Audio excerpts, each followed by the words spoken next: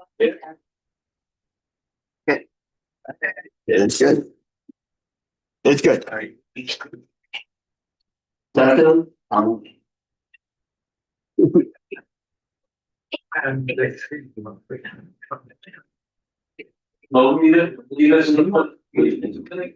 Yeah,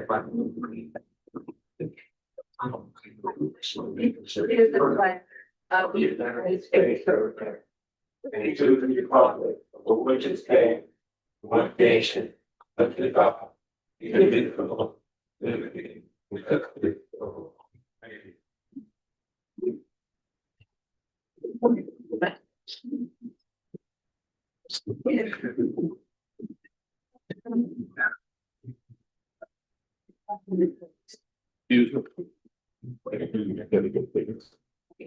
Oh, sure.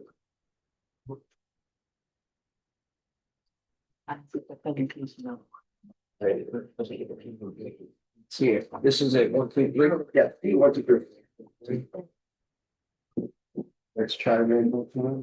Yeah, before we get to which.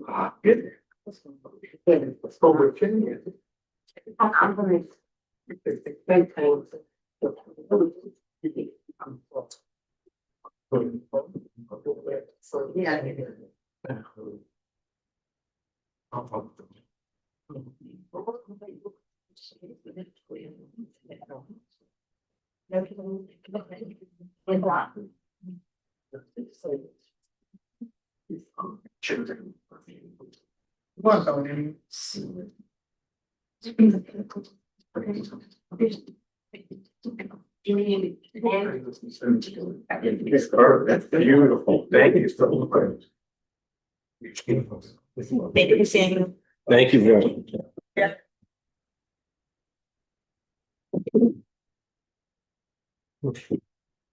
Pat Roman, please come out.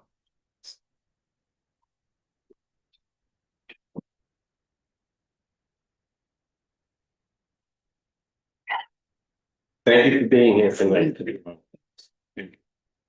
If we were asked for a person to table at a community event, who do we suggest? Pat Roman. If a community resident is taken to South Brooklyn Health, the family is distraught, who do we ask for help? Pat Roman. If we need a person to speak at a senior center or community meeting about the medical care at our community hospital, who do we ask? Pat Roman. Pat has been Community Board 13's go-to person at Cornell Hospital / South Brooklyn Health for at least 15 years. Let's give her a nice vote. Yeah.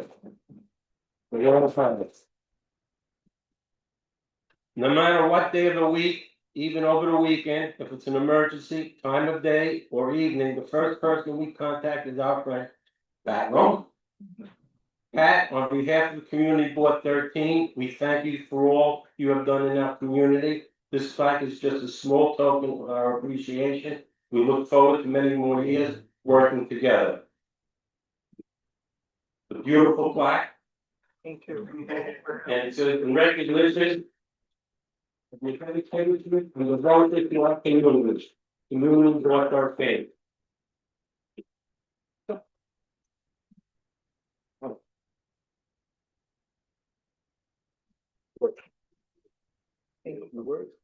Thank you so much. This is such a big honor. I have to tell you, it's always amazing to hear from my own peers. I consider you peers to have this recognition.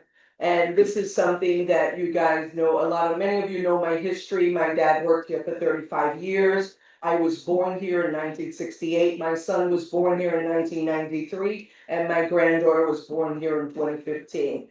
So recently, my family and I did a calculation of staff members that have been part of our family, and we have over 165 years of service in the hospital. So that's something that we know very proudly. I'm here 24/7 for you. You know that you could call me at any time, many of you have, and I am always available for anything that you need. We are a very different hospital. I have seen this hospital change over 5 decades. So we are in a good place. We have a very, very strong administration that focus really on patient care and safety. We've hired the right people for the right seats, and we have absolutely done an amazing job about making sure that our nursing and our doctors and our frontline staff are of the best, so that we could best serve the South Brooklyn community. So we want to continue on this journey. We have amazing things coming to South Brooklyn, and we're only expanding and getting better with our services. So we look forward to working together, and again, I'm available to you if you ever need me. Thank you. It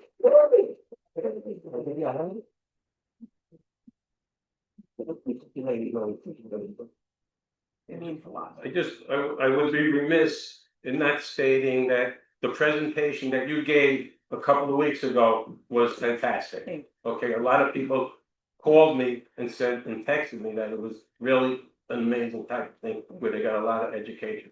Thank you. Thank you so much. I'm always here for you. Thank you.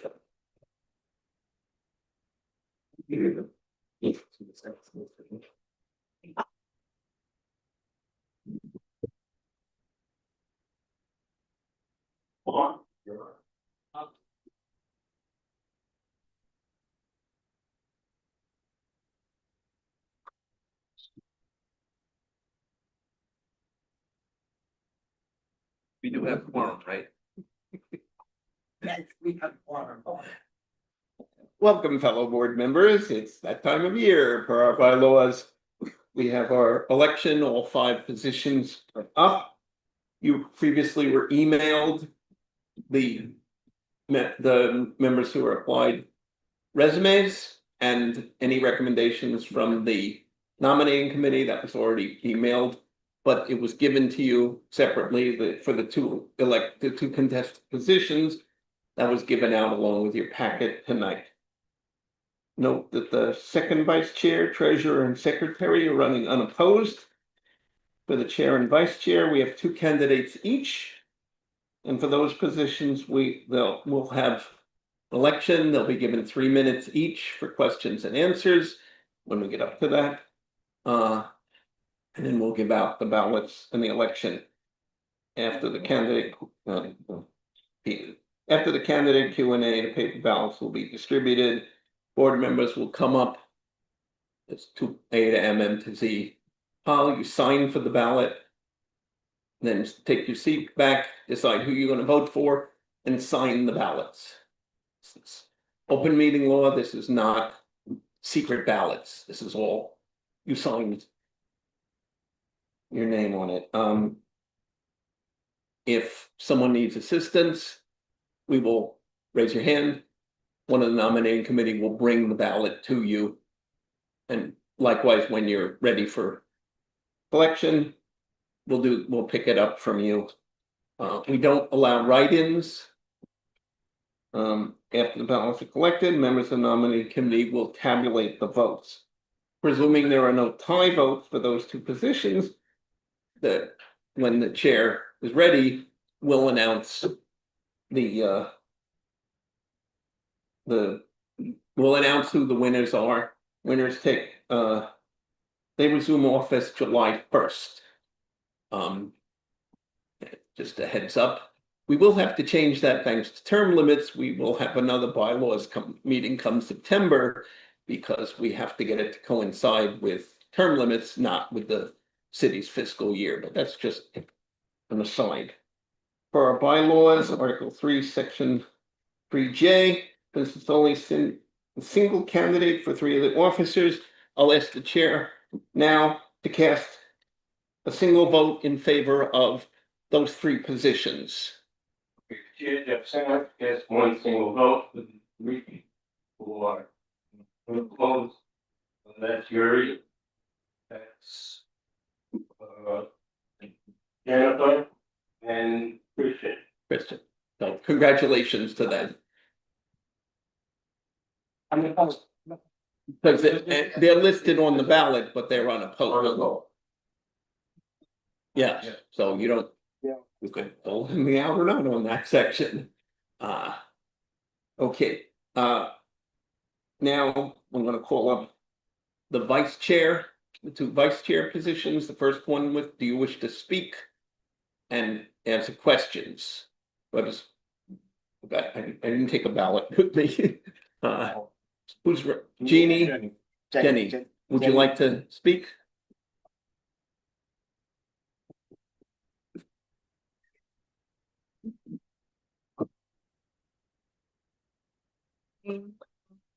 Okay. Good evening, everyone. How's everyone doing tonight? Good, okay. I am honored to serve as your second vice chair and hope to become your first vice chair. I never imagined reaching this point, and I owe it to all of you. My name is Jenny Hernandez. I was born in Mexico with of my roots and culture.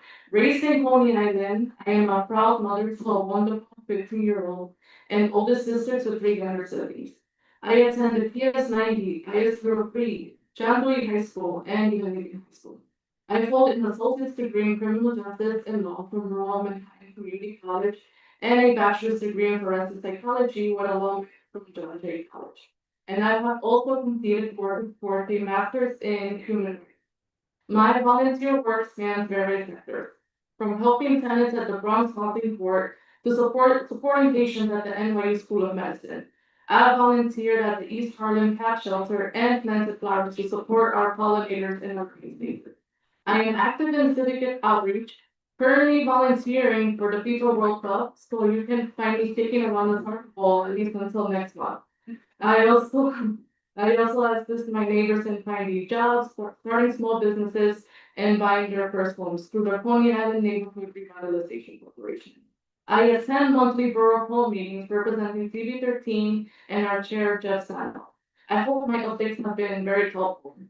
I strongly believe in providing information and resources in multiple languages, and I'm willing to travel across New York City to bring back the information and resources we all deserve.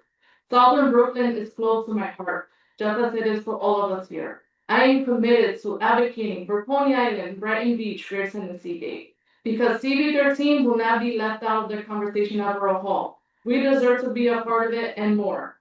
That's why I'm running for first vice chair, to collaborate with all of you. Working together makes the dream work, and together we can make a difference. A special thanks to my parents, mentors, supporters, you know who you are. Shout out to my sister, she's right there. Hello. She's singing away, okay. Your guidance has been greatly appreciated. Thanks also to the nominating committee and all CB13 members for playing a vital role in this. I ask for your support and your vote from the diverse members of CB13. We might be the last stop on the train, but what they don't realize is that we're the first. Yes, we can, see se puede. Thank you.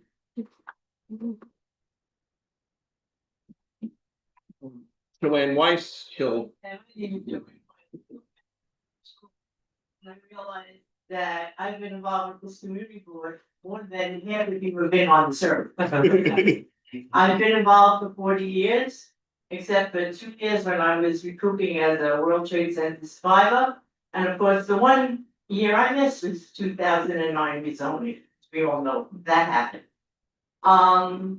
You all know I'm term limited and I'll be out next year, but I would like this last year to do what I feel I can do. I've been involved a long time and I think I can help. I've been through the good, the bad, and the ugly in Coney Island, and hopefully we're on an upswing. But I would like to keep my hand in the pot for this year and see what I can do to help so that the people that are coming on next year and years to come have something to work with.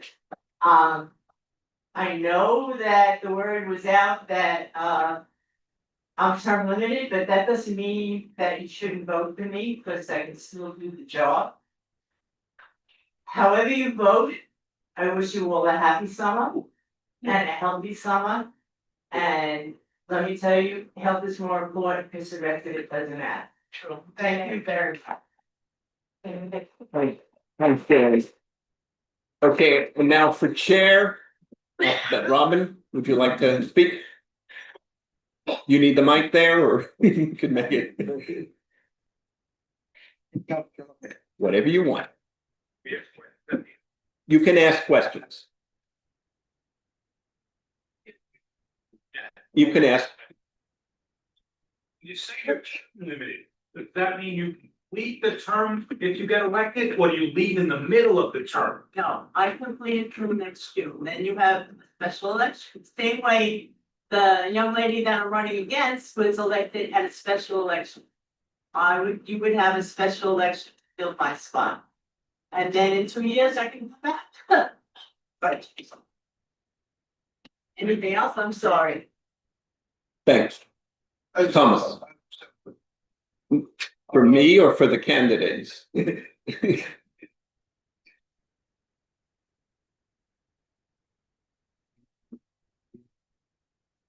But attendance is important also. And there's a lot of company meetings. You all have lives and we all come from different backgrounds. We get to every time. And it's very often disheartening that we look up there and it's sweet people missing meeting it.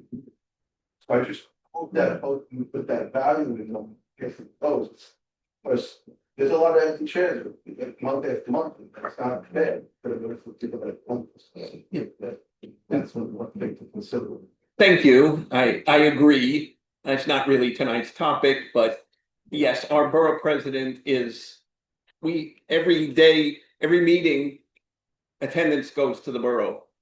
And they have removed people for, they thought it was a cool idea to be on the board and never show up.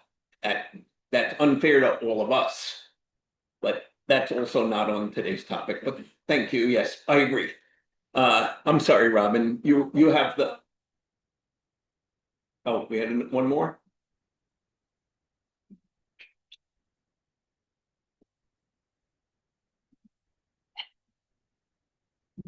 All right. Good evening, everyone. For those who don't know me, my name is Robin Harrison, and I'm asking for your vote for Chair of Community Board 13. I want to talk a little bit about myself. My family and I have lived in Coney Island for the past 30 years. My extended family also resides here, giving me a deep personal investment in the future of this community. I was appointed to Community Board 13 in 2022, so I've been on for a while. And I currently serve as the chair of Resiliency Committee. I'm the co-chair of Public Safety, and I'm also the co-chair of Economic Development. Before retiring, I was a senior manager for a large telecommunications company, leading teams across New York State and supporting upward of 600 employees, diverse employees.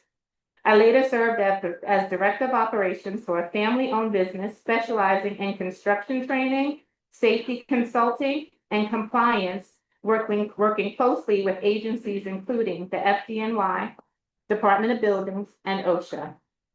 I have also dedicated my time to serving our community through volunteer work with several nonprofit organizations and community initiatives. My involvement with organizations such as the Jamaica Bay Flood Fellowship, National Wildlife Federation Risk Program, Waterfront Alliance, and FloodNet reflects my commitment to staying engaged and helping our community prepare for and address the challenges we face. I forgot to mention the Coney Island Beautification Project as well. Throughout my career, I have built a strong foundation in leadership, operations, project management, communication, and community engagement. These experiences have taught me the value of collaboration, accountability, and bringing people together to achieve common goals. They have also allowed me to build meaningful relationships with community members, elected officials, government agencies, and other stakeholders. I believe leadership starts with listening. As chair, I will work to bring people together, strengthen community engagement, and ensure every voice is heard.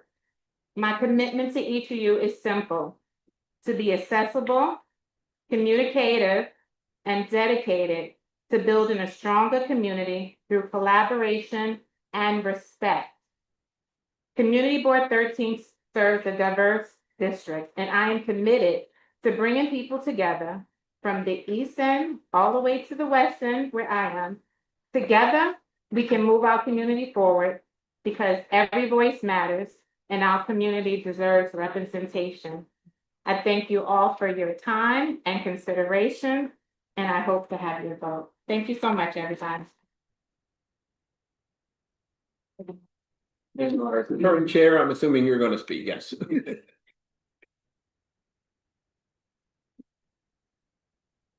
Good evening, everyone. Why should you reelect me, Jeff Sannell, as chairperson? Being the CB chair is not a one meeting a month job. The duties of chair extend well past normal business hours. If you are one of the many people who have reached out to me, you know that your texts, emails, and phone calls will be quickly answered, even on weekends and holidays, and every effort will be made to resolve your issue. As chairperson, I attended many meetings and I try to keep my fellow board members as well as community informed about what's going on. These include a monthly update about meetings at Borough Hall, which is provided by Jenny Hernandez. Updates about other meetings are provided in my monthly report to you at this meeting. I've lived in this district for over a half a century, and I've been involved in every part of its needs and wants. I am familiar with flood control, traffic problems, zoning issues, and more because I went to every meeting, read all the studies, and took time to write comments. I was a member of the People's Coalition of Coney Island, which worked to address the devastation on the West End that was ignored after Hurricane Sandy. I was an officer of the 60th Precinct Community Council. As board chair, I wrote dozens of letters to various agencies reflecting concerns of both board and community members, including support for resilient schools, community requests for the Coney West rezoning, the need for playground upgrades, and trying to get Mermaid Avenue declared a New York empowerment zone. These letters are posted on the CB13 Facebook for everyone to see.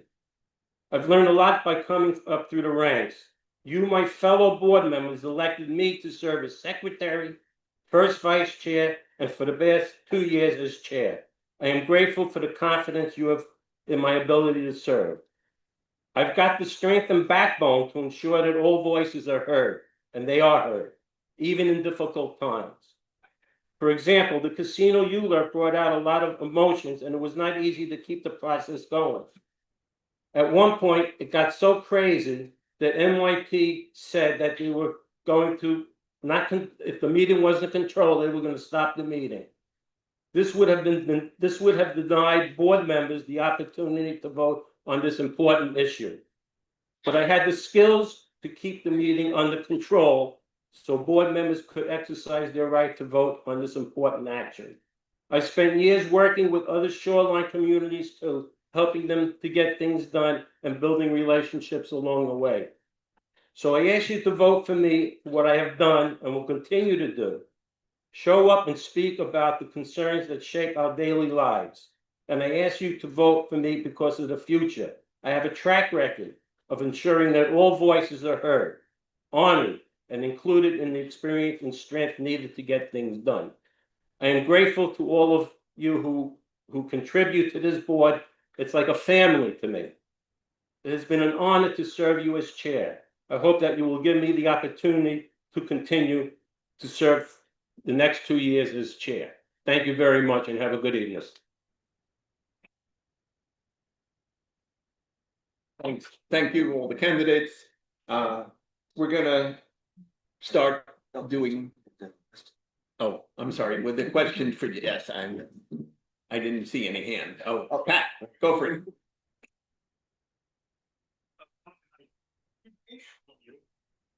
And it means listening first. I believe leadership with listening, open and listening to every voice. And let's listen, let's lead. You mentioned listening 5 times. And I was just curious why that's so important.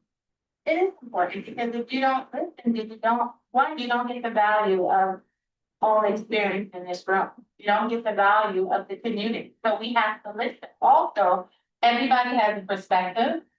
So you need to listen as well to make sure you can't just use your own perspective of the situation. We have a very diverse community, and everybody has different opinions, everybody's opinions are important. So if I don't listen as the chair, then we can't come together and move forward. And another thing, if you listen, you can understand everybody's opinion, we can agree and we can agree to disagree, but we can come together as one. Because even the little mistakes, put in a 3-1 ticket for an issue, how about all of us put it in at the same time as a community, so we can show strength and push things forward. We have to stop operating and talk and come together, and that starts with the same. Robert. Question. Yeah. Make it brief. We've got a more meeting and we want people to go home.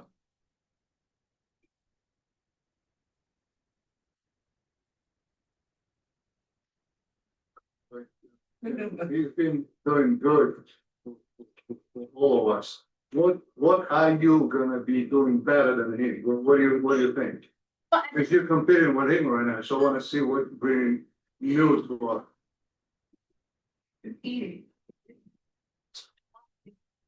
This is always important. And I think I lead a little differently, and that's okay. Jeff has his way, I have my way. I think I'm good with conflict resolution. I know you love to speak out. I think it's cute, but at the same time, I think sometimes you're not heard, and it's a simple answer to give you that can calm the situation. So this is nothing against Jeff. Jeff has done great, but I'm offering you another solution or another style of leadership because I think I'm good at it. It's not easy running call centers across all New York State with different groups of people, but I had to. I'm not gonna lie, it wasn't challenging, but we were successful. I think it was important because I did listen. I value everybody's opinion, and everybody has done. So just offering another choice, which all of us should always have. Okay, we're gonna distribute, thank you. We're gonna distribute ballots. There's 2 piles, A to M, M to Z, N to Z. We'll give your name to, I'll walk over there also, me or Nodra, myself. And you sign for the ballot. You can take it back to your seat and fill out who you like. In the meantime, the chair can continue the rest of the meeting. You have to sign the ballots. And then we have a ballot box and then we'll take them back. And if you need help, one of the nominating committee will bring the ballot to you and we'll pick it up or bring the ballot box for you. We do one at a time. We can do one, yeah, we can do. Okay, yeah, we'll do one row at a time. First one, just for. Okay, let's move on now to the public section. You might, didn't think of that. Okay. And the random. Okay, come on down.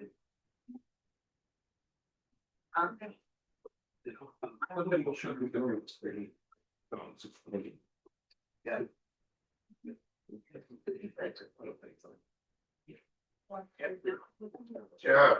Yeah. Would it be possible for them to just hand it out? They got time. They just find it, everything, back, cheap, while the meeting, I don't know, we all are doing it. Distract. You can have them, have one person walk inside and handle the ballot while the meeting is still going on. Versus those individuals that are on the committee being distracted by something they may be informed. We started this already. Usually how. It was a good idea. It was a good idea. Oh, you got this before, gotcha. Everybody? Well, listening and hearing are obviously two different things that I've come to find in the last 8 months. Watching everything just deteriorate practically in front of my eyes and wondering if we didn't do the wrong thing after all, because too many businesses have disappeared. Too many lifeguards are not around.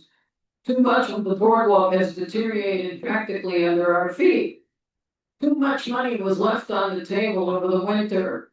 Too much money was given to the wrong people at the wrong time at precisely the wrong moment. Too many opportunities were missed. Too much infighting, indiscretion, malfeasance, misappropriation happened under our very noses. Too many vendors on the boardwalk, too many illegal pets left, right, and center wherever you walk. Too many of our elected officials are not looking at that boardwalk on a weekly basis in person.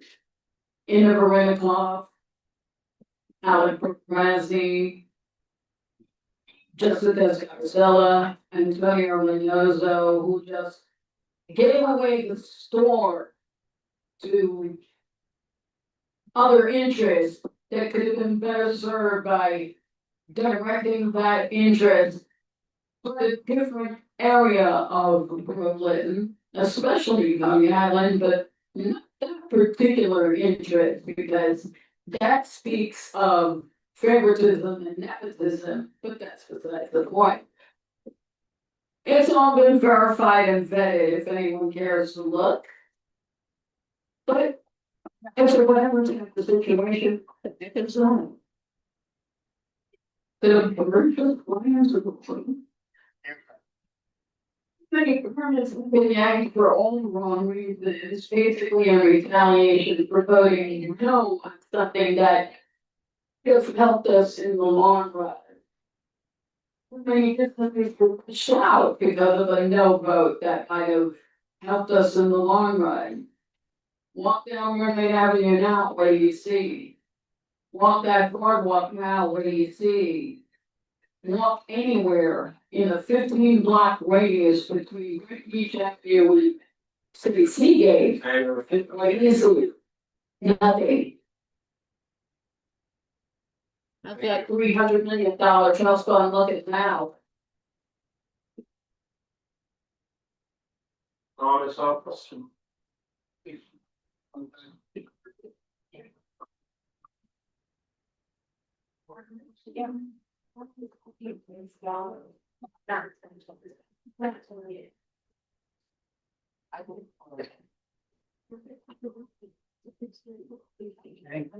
Alright, so while my colleague from the NIA is coming up to talk about jobs and summer camps for the kids at Cary Gardens in Coney Island, I just want to thank some of the seniors in the room that attended our senior prom on Monday night. It was a lot of fun to play music for you guys, and for those of you who don't know about it, please come and talk to me afterwards, and we'll try to make sure that you're at the picnic. Now, Travis is gonna come up, he's from the NIA, and he's gonna talk to you about some job opportunities we have and his summer camp at Cary Gardens. Thank you. Travis, you're on. Thank you very, very much.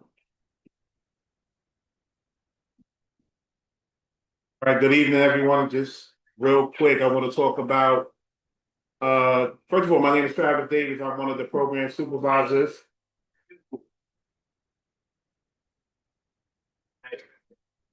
I'm one of the program supervisors for our after school and community centers. We have a community center at 2315 Surf Avenue, Cary Gardens. And we have a lot of programming for middle school, high school, and adults as well. There's flyers in the back that explains all our services that we have for the summer. We also have space for summer camp at Cary Gardens. I think if I'm not mistaken, we have like at least 15 to 20 more slots. They at least have to be in the participant at least have to be in kindergarten through 5th grade or 5 through 11 years old. And also the NIA in the whole is hiring for our summer camps as well as our after school programs in September. We growing and we looking for group leaders, which is part-time. We're looking for instructors, which is part-time. We're looking for assistant directors and program directors, which is full-time. Thank you so much. Thank you very much. The next speaker, Ola Adele.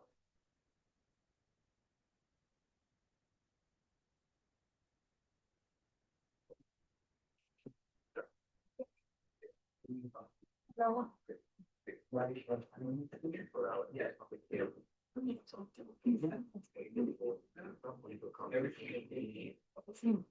you. Hello, everybody. My name is Oliya. Good evening, Chairperson, members of the board. Hello, good evening. I hope all are well here today. My name is Ola, and I am a resident of Brighton Beach. I am here tonight to address an urgent safety and hazard situation at Brighton second playground. Every day, our local playground for over decades is filled with children playing. Unfortunately, it is also frequently filled with second-hand smoking and drunkards. Despite clear city laws prohibiting smoking in public parks, individuals regularly smoke cigarettes, vapes, and cannabis, drink alcohol right next to the play structures. These cigarettes and drinking alcohol, this creates two immediate problems to our neighborhood: health hazards to our toddlers and kids, and also elderly people. And when they ask politely to put down the cigarettes and not to smoke, they gang up, they play gamble, and sometimes they play with money, sometimes they just fight back, gang up. And recently, when we asked them not to smoke, they showed me the knife. Basically, they were like Russian people, and they threatened me with the knife, and they told me like, if you don't know this guy, he's gonna cut you up. And they threatened me, like it was like very vulgar language. So it creates more hazard situations for people who ask them politely. So that's why I would like to ask you vote against adult people entering the playgrounds where our kids play, so it will stay safe, and we can preserve our community playground for like safe and a nice area for longer for our kids, so they don't have to deal with these violent situations every day. We tried to call 311, we called police, and they did nothing about this. And I tried to call the commissioner office. I emailed everybody. I tried to solve this situation, but nothing has been done so far. So, yeah, as well, there is this incident, and I really regret that knowing Russian would be like this humiliating. So I would like to address this issue to asking community board to take two specific actions tonight. Write a letter to the parks and Park Department requesting the immediate installation of highly visible, updated, additional no smoking, no adults actively supervising kid signs at all entrance gates and seating areas. Request targeted enforcement from the local NYPD precinct and Parks Enforcement Patrol, PEP, during peak of after school and weekend hours. Thank you for your time and your leadership and and your dedication to keep our neighborhood children safe. Thank you.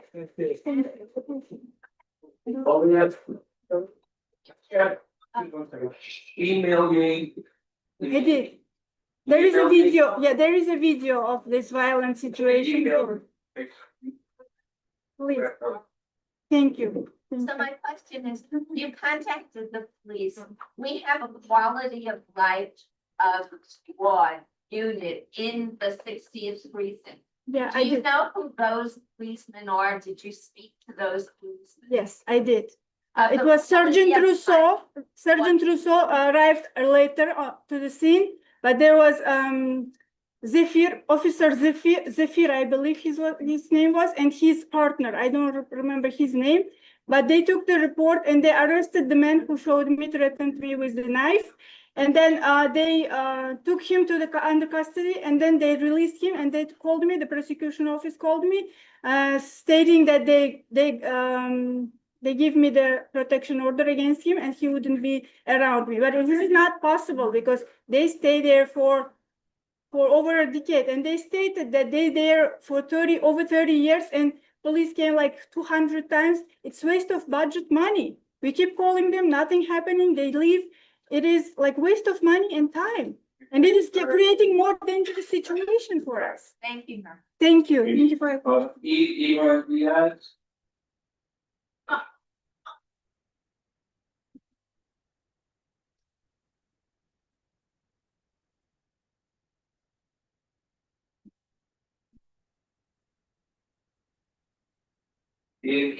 is on Shell's small board. Hi, good evening, everyone. Thank you for having me. Yes, my question tonight is, I live on 33rd Street and Surf Avenue. And from 25th Street all the way down to 37th Street, there is no lifeguards. At all.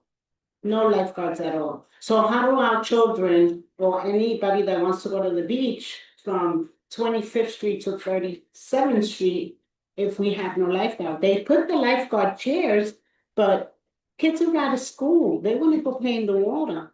They don't want to walk all the way. If I live on 33rd Street, I don't want my granddaughter going all the way to 25th Street when I have 33rd Street straight up. The block. So last year was the same thing. We didn't have lifeguards last year either. So are we gonna have another summer with the kids not going to the beach? That's my only question here tonight. Like, something has to be done. Our kids don't have a park. They need somewhere to play. And now the beach is also closed because we have no lifeguards again this year. So I asked if someone could look really into it. Okay. Okay, thank you so much for having us. Next one is good. Upper Bird.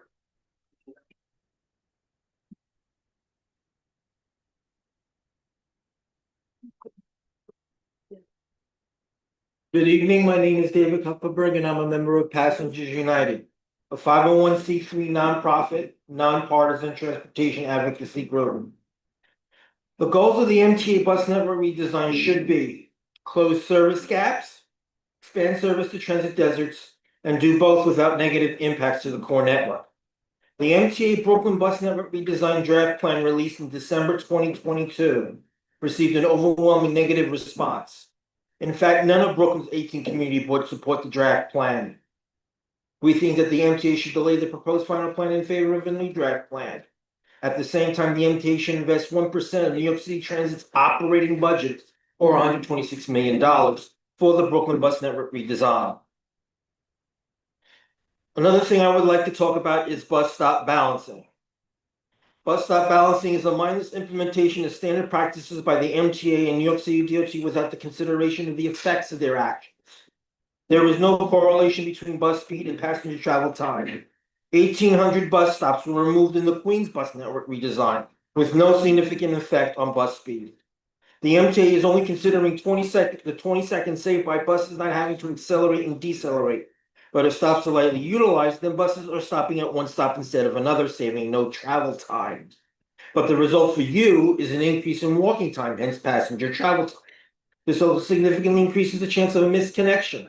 For infrequent service, a misconnection could also discourage bus usage.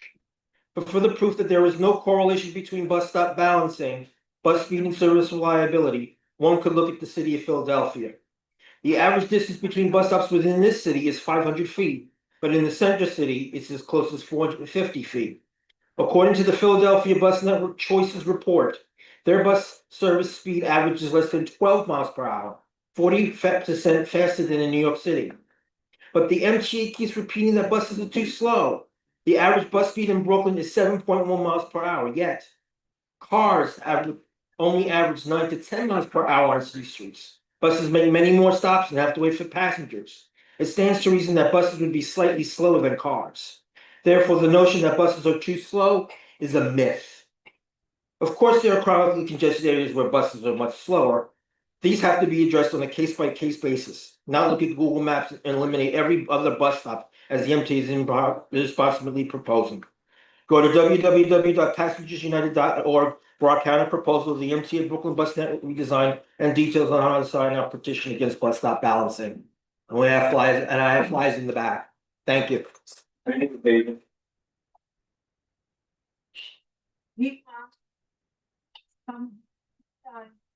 they go in couple.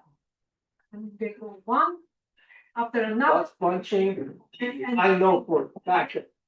but nothing, either it's cold, winter or heat. They just like to be in couples, I don't know. So, did you try the particular organization?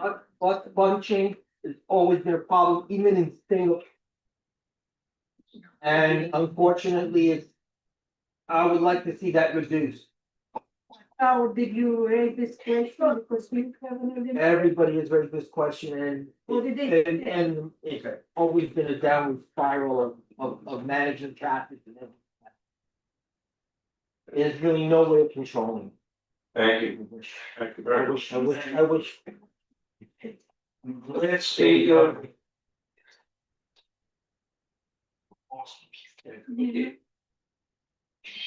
we have 5 ballots that were not picked up. I don't know if you're here.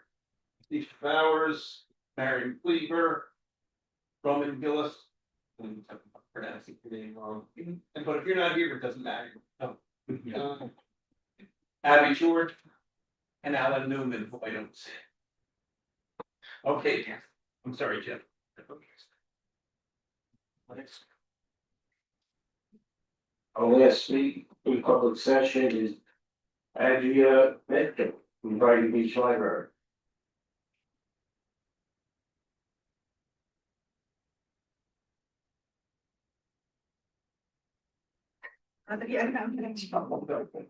Okay. Hello, good evening. How are you today? So anyway, I'm here representing the Brighton Beach Library. I'm the manager of the Brighton Beach Library. And I just have some highlights that are happening system-wide throughout the Brooklyn Public Library. But I'm proudly one of the branches that is hosting World Cup watch parties. So more than 1/3 of BPL branches will collectively show over 100 FIFA World Cup matches this summer. And find the schedule and related events on a page on our website at bklynlive.org/World Cup. We also have kicked off officially our summer reading every year. It's one of our biggest reading campaigns.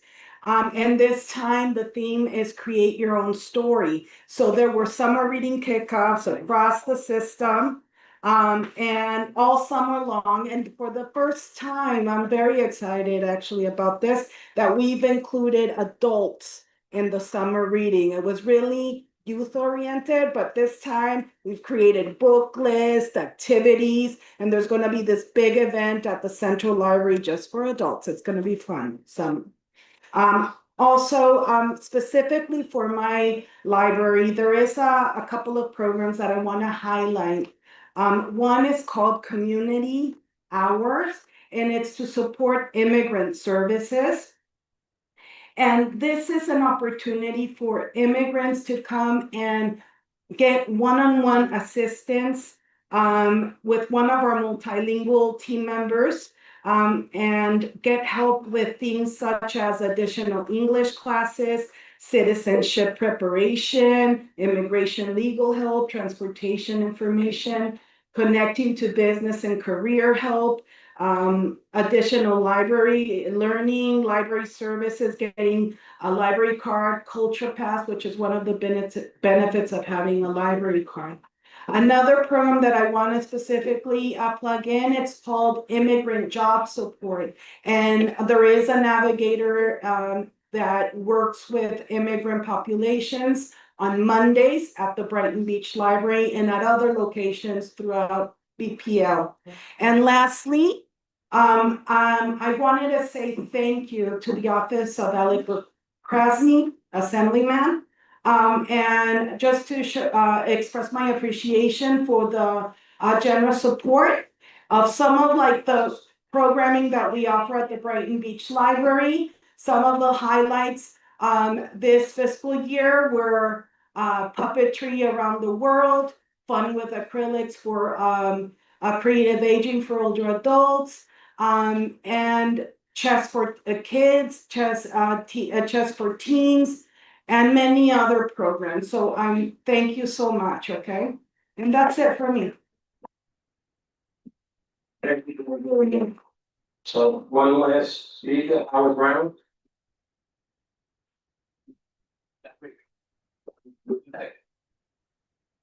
Did anybody not return them? Has anybody still got their ballot in their hands? Thank you. Thank you. Thank you. Good evening, everyone. My name is Howard Brown and I'm from the Campaign Against Hunger. Some of you might know the Campaign Against Hunger is a food sovereignty organization that provides various services to the community. Currently in Coney Islands, we have our mobile pantry that we have pop-up pantries that we provide food for members of the community.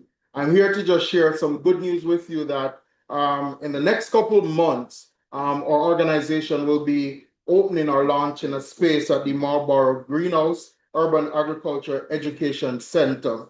So what that means is that we're bringing urban agriculture into the space here that will grow 1,000 pounds of food that will pump back into the community here.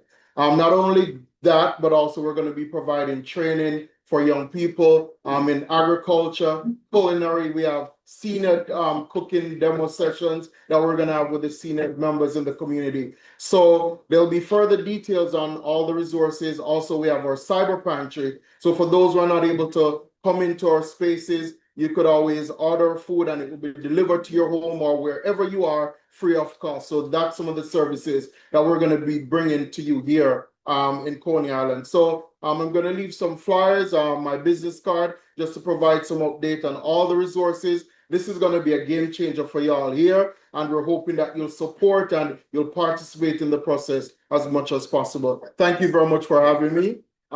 Questions? It's a great. So it's a modernized greenhouse in the sense that it's a full space. I'm sorry, I can't pull it up to show you, but it's a 2-floor building and it's going to have our benefit access office that persons looking for services could come in. There'll be a culinary kitchen that will house the cooking demos, culinary program for young people. And then on the second floor, it will be hydroponic agriculture that will be done there on the space.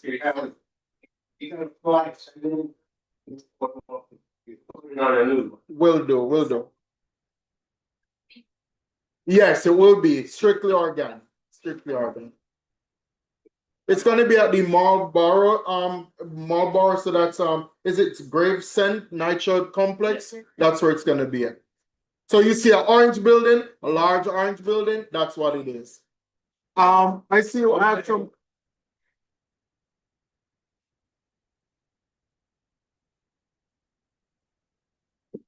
Thank you.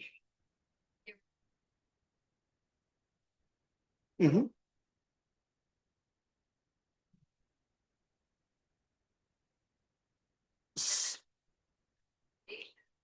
So we're working with NYCHA. I think it's currently in the starting phase. We're currently hearing from NYCHA. They have a whole bunch of regulations that we have to follow, and that includes also hearing from the community, because at the end of the day, it's a community space, and so the voice of community members are really gonna run the operations. It's the Campaign Against Hunger.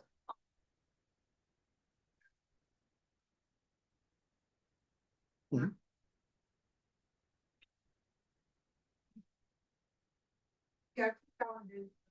My people are savvy, they can get on the website. So we thought maybe talk to the people and I'll say, great. I'll go to the camera and get my phone. So I'll fix that. I'll leave my business card with you and I'll fix that. All right. We have a question over there. No, it's for the entire community. It's for the entire community, even though it will be. Pardon me? Yeah, that was the first thing. There's a ramp there perfectly situated for persons with disability to access the building, and also there'll be an elevator also to help go to the next floor. Thank you so much, everyone. Thank you.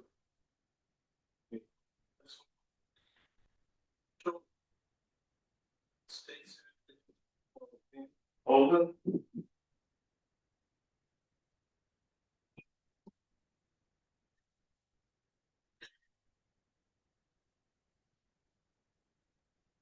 Good evening, everyone.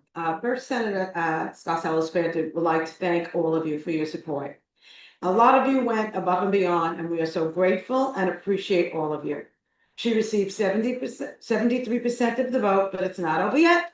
We still have the general election, but we are doing what we love, helping our constituents and helping the community. So we are there for you. We work hard. We will always be there for you.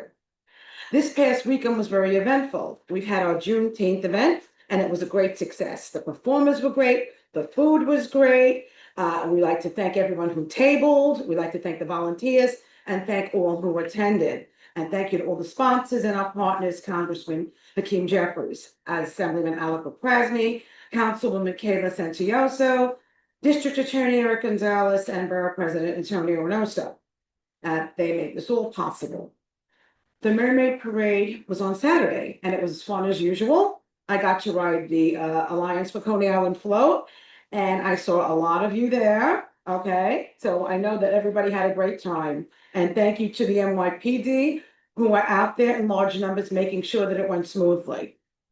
Okay, we have a couple of events. Our mammogram event is coming up, and that'll be Saturday, July 18th from 9 to 4:30 p.m. at Warbass.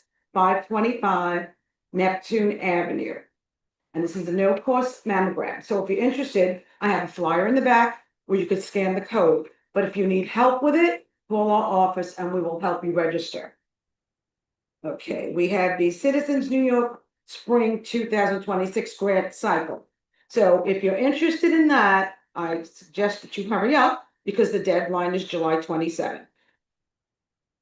Also, save the date. We have a back to school giveaway already, and that will be in Kaiser Park also August 20th from 12 to 3. So save the date. I have all these things on the back table for you. Naturally, we help a lot of NYCHA residents. That's one of our things. So if you need help with any repairs, safety improvements, management concerns, or anything else, please do not hesitate to call our office. Okay, so most of all important, have a happy and safe summer, and we'll be seeing you out there at all the upcoming events. Thank you. You're very welcome. What happened? Grand cycle, what is it? The what? The grand cycle. The grant cycle? Okay, this is the Citizens Grant Cycle. It's community leaders grants, neighborhood grants, and if you have an interest in that and you want to get an application for a grant for nonprofits or micro to local nonprofit and community groups, okay? I have, it tells you all what it's about, okay? And if you have any questions, just call our office, okay? Okay, thanks. You're welcome.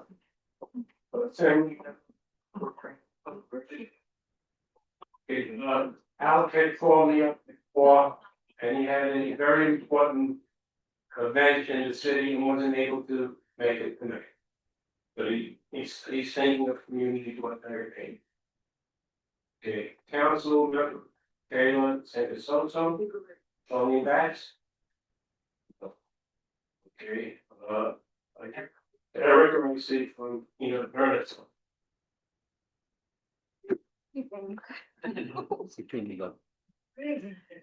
Good evening, everybody. So nice to see you. I know I missed a meeting or two, but I'm here. I just wanted to bring some updates. I know there've been a lot of questions regarding the After Levy Dog Run. That's, everybody's waiting. So it is currently anticipated to begin construction in September 2027. Of course, assuming the bidding and procurement process all goes smoothly. So we're on top of it. We know how much the dog park is needed. Any updates that become available, we'll make sure to provide them. Additionally, same park, a lot of questions about the playground construction. So if you have been there recently, you have seen that there's machinery, materials being brought it's almost done. Parks told us mid-summer, so we're almost there, just gotta hold on a little bit longer and the playground will be back to normal. Additionally, I wanted to mention that Councilwoman Vernikov is currently involved in the FY fiscal year 27 budget negotiations, as the budget is expected to be adopted within the next week. Following the adoption of the budget, the councilwoman will be announcing a number of FY 27 capital and discretionary allocations that will benefit many local schools and community-based organizations throughout the district. Stay tuned. That's it. Just wishing everybody a wonderful summer. Yes.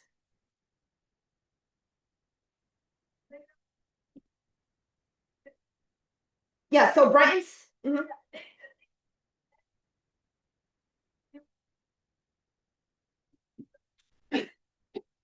said something about like water content, some benches, but it's not just that. So Yeah, so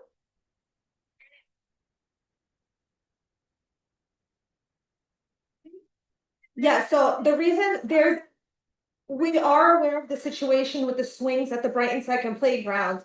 There is an issue, they had to be removed because of a plumbing issue. This isn't like, kind of call a plumber, they could fix it on the spot. It's a big project. And this is a project that the councilwoman is aware that needs to be done. The project that's still being done in Brighton Second Park that's expected to be done is the basketball, volleyball, they're putting volleyball nets and even pickleball. Yes, we're getting pickleball.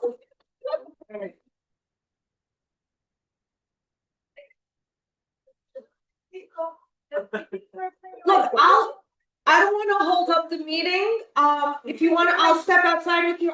We could talk. I'll give you my card. The project is in the works for one side, and she's aware that it needs to be done on the playground, and it's something that she will be looking into. I don't know what projects are coming up next yet.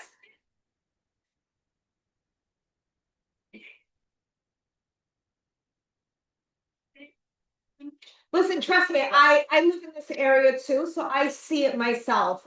And it's not just, pick up a phone call, let's get the repair guy out there and fix it. It's a process, but we are on top of it. We speak to parks. The councilwoman is in communication with the parks commissioner, probably on like a daily basis at this point. We're really trying to tackle it. But let's step out. I'll talk to you, please. Let's have a conversation. All right, guys. Thank you so much. Happy summer.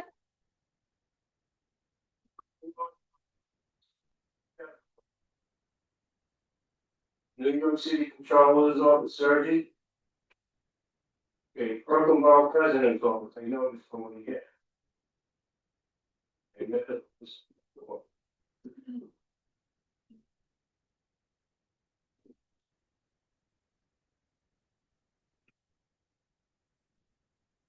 Hello, everyone. Hope you're doing well tonight. My name is Madeline Enlow, and I'm here representing Brooklyn Borough President Antonio Reynoso. I'm just going to share a couple updates from our campus. So, the Brooklyn Borough President has been hosting Brooklyn Mundial, a series of World Cup watch parties across Brooklyn to celebrate the world's biggest soccer tournament coming to New York City. We have one final date in Cypress Hills on June 25th. There are flyers on the back table, and that's a little from here, but we have flyers on the back table. And then just in general, our Euler public hearing schedule, the Office of the Borough President Reynoso will be hosting Euler hearings every second Wednesday of the month. Members of the public may participate in person at Borough Hall or online via WebEx.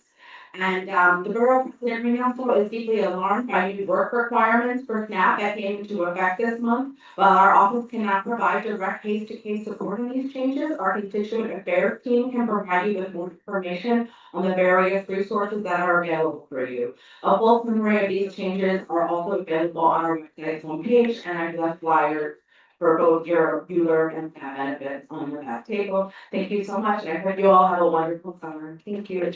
Thank you very much. Moving along, just want to make an announcement, we do have refreshments in the back.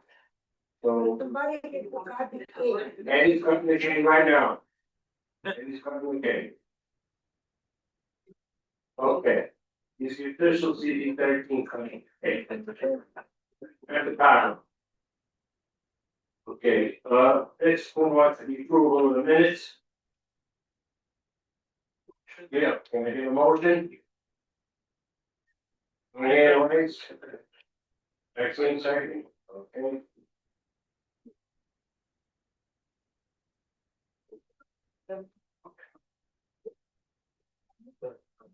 Mira Ahmed. Here. Letitia Edwards. Deborah Carter. No, Nancy vote. You voted. Well, no, the minute. Excellent. Deborah Carter. Charlene Davis. Yes. Lolita Devilova. Yes. Jennifer Dublin. Yes. Alva Ford. Taj Graham. TDK. Taj Graham. Selena Grant. Ronald Greenberg. Yeah. Barbara Donnell. Judy Hernandez. Thomas Hopel. Maxine Ibago. Jacqueline Johnson. Yes or no? Yes. Yuri Krasner. Yes. Angela Kravchenko. Okay. Victoria Kugelik. Yes. Ryan McCormick. Melissa Mai. Lena Mockman. Peter. Vladimir Maytek. Mark Mernick. Christian Molieri. Maria Montalvo. Yes. Pat O'Brien.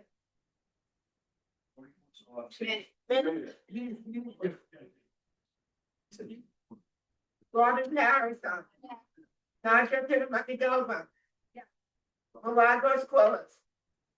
Dan Minkowski. Jeff Sasanov. Mark Santos. Fran Schwartz. Tatiana Siegel. Michael Silverman. Sheila Small. Yes. Marissa Solomon. Vladislav Spector. Andre Chikomarov. Tanya Vasilevsky. Yeah. Joanne Weiss. Annette Wesley. Svetlana Zelskaya. Yes. Andrew. Okay. Okay, we're gonna move on to chairperson. Next Monday, there will be a verbal workshop on term limits for board members. You should have received an email with the WebEx link. If you have not received it, or if you have any questions, please contact CP13 office. We have good news about two of our parks. Permeability tests of soil at Kaiser Park Playground has been done in preparation for the playground's reconstruction later this year. Council member Ian Verticloff announced that the repairs of the fire damaged playground equipment at Escalade Park will finally begin. It took longer than expected to custom fabricate the damaged items. Problems at West 8th Street Station are being addressed. There were many incidents of young people on the train platforms throwing bottles and other debris at cars and people in Brightwood Towers parking lot. We have asked for a mesh barrier to be installed, but because the station was a specially designed artistic station, the MTA was more concerned about how it looked than providing the safety. But the protective mesh will be there and be constructed as soon as possible. In the meantime, the PA police, PA 34 police officers have assigned to the station, and they have been very helpful in the let's say a deterrent with the young men who are throwing out the holes and people getting hurt. Our CB13 community assistant Lucia Kaczynski will begin paternity leave in late summer. There will be no temporary replacement, and the other office staff will be taking over her duties until she returns. The New York City Department of Transportation, DOT, traffic study for our area has been completed. We will be hosting a public meeting in July. When we get the details, we will email the information to all board members and post it on the city Facebook page. This is our last meeting before the summer break. Our next general board meeting will be Wednesday, September 23rd, 2026. If needed, the executive board may meet over the summer if there is an emergency. And I want to wish everybody a happy summer, happy 250th birthday to the USA, and congratulations to all new graduates. Thank you. Okay, we'll have a short report by Jenny Hernandez on the Brooklyn Borough Board meeting. Hello again, good evening. During this month's Borough Hall meeting, a presentation was given about the IBX Interborough Express project, which is behind me on the screen. It's a new 14-mile train line that will run from Sunset Park, Brooklyn, all the way to Queens. The new train line will operate on an existing freight rail corridor. It will feature 18 propulsion stations connecting to 17 subway lines and 50 bus stops, including the Long Island Railroad. It will allow for end-to-end travel in approximately 32 minutes and is funded by the MTA capital plan. So what are the benefits? Jobs, right? Approximately 900,000 jobs are expected to be created. And an environmental impact statement is currently being prepared to assess various factors such as noise, air quality, land use, property acquisition, pedestrian impact, and more. The design phase is expected to take 2 years, concluding in mid-2027, after which construction planning will begin. Right now, public outreach and design refinement will continue. I expressed concerns about potential subway disruptions as our train lines are often delayed. I am worried that new delays will arise when the train line will be very close to us. I was assured that any significant impact would be added to the environmental review. If you would like to participate in the survey, you can scan the QR code on the screen and share your thoughts on this. You can also sign up for the mailing list, which is their social QR code.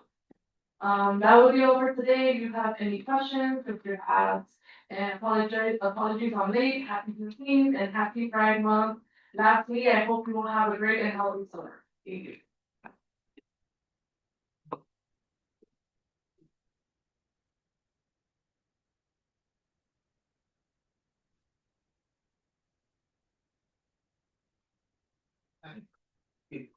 Hey, Eddie, does he grant the report?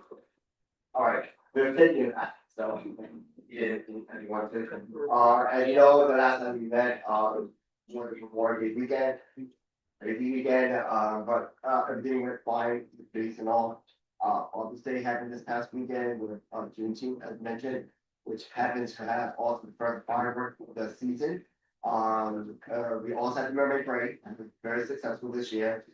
Yes, people were inconvenienced with traffic, we understand. We hope that, it will work better in the future as we figure things out with it. Coming this 4th of July, next weekend, there will be traffic. Alright, don't like to, if you have to leave, don't leave, because you're not gonna find working space and time to get out there. We know what we gotta do, and then the past week. Hot dog eating contest coming up also, hot dog eating contest is coming up also, new type fireworks is happening on Friday and Saturday. It was 2 days of fireworks. As been mentioned that, the mesh work on the Record East Street, we put up. Right now, NC said that they're waiting for a letter from the state senator Stanton's office to give the MCA the money for, the construction of the mesh, but it has been approved. So, Ocean Way is open. Does anyone know where Ocean Way is? Ocean Way is right by the amphitheater. That street right between West 22nd Street and West 20th Street, between Surf and Warwalk. It's officially open. If you park, go there if you need to. It's just another way of getting in and out of the area. It's good news for us. They did it right before the 4th of July. So it's open, now. Huh? No, the street parking, parking, as you know, that is also the future site for parcel A, so use the parking now, because eventually there will be another high rise there, within the next 2 or 3 years. Ocean Way is between West Point Street and West Point Second Street, between Sir and Bowl. It's a new street, you go to the amphitheater, you can see it there, very nice in here. We also, as Jeff mentioned, there is a study being done. We have to figure out the date before, like at the 11th hour. It's gonna be on July 22nd. This is, Wednesday night, gonna be at the aquarium. They will send us the flyers to give to the board and to the public, so that you can hear what they found out in the past 2 years. Which is, interesting, because we did get some peek of it, but they will officially give it to the public on the 22nd. Alright, if anyone hasn't heard, but there is an intro 501 that's going through the city council. They're trying to turn out managers, turn out in sense of giving us a time limit that we have 4 years, you guys have 8 years. They want to turn us out in 4 years, and every year, what we call, a renewal. And that will be at the discretion of the borough president's on. So what we're trying to say is this is not a good thing, because if the institutional knowledge is being taken away in 8 years, this is trying to take away the district manager in 4 years. So that doesn't make sense. So we're fighting against this bill, and we testified against it. Other community boards have done the same, and we sent a letter to. So and it's something that is keep on your mind. If it ever comes on the ballot, vote no. Also, we are bid. There is a new bid in Coney Island. They're going to be officially opening on July 15th. New executive director will be introduced at that time. And they will be dealing with Mermaid Avenue from West 33rd Street to Stewart Avenue, from Surf Avenue, from the aquarium all the way to the amphitheater. So that whole catchment area, which is amusement and the merchants, will be involved with this new bid. We'll get them to do a presentation in the future when they're set in, and we'll work with them as a new organization to the community. Also, there will be a meeting, this is the fun part, where we have the district needs done in the first week of September, where we get all the committees to come and look at what was given to the city last year. 99% have not been fulfilled.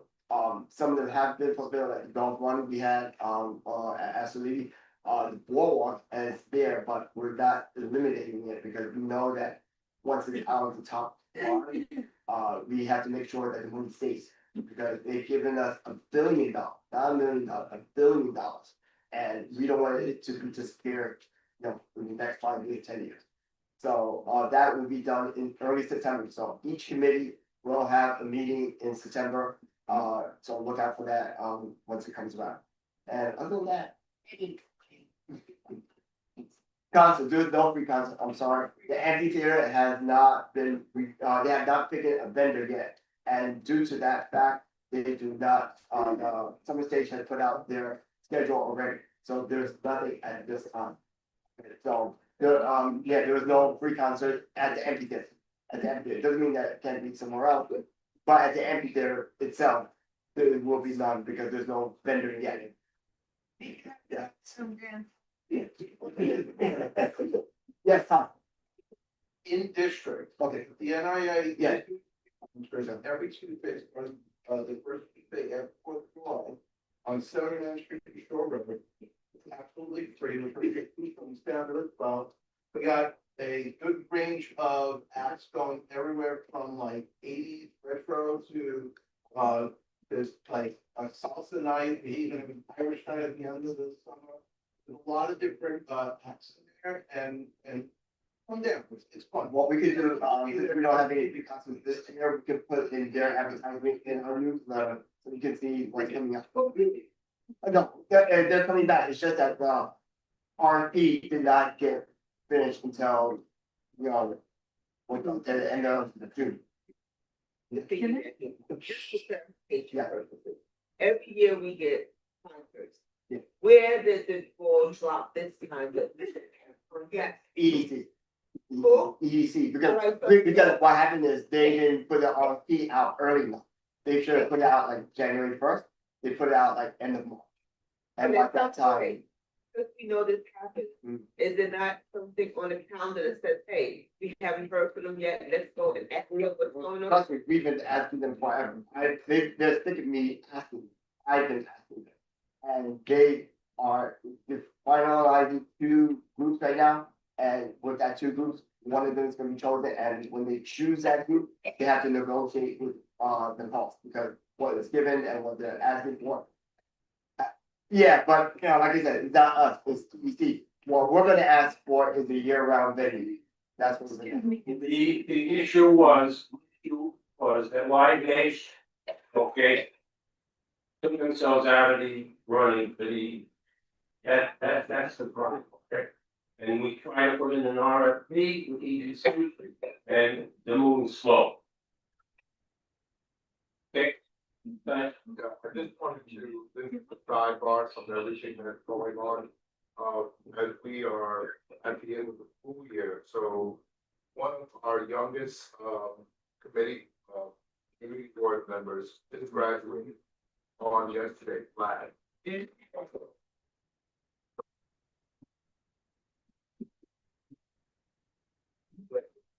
Our youngest participant, so. Congratulations. Shake his hand or give congratulations.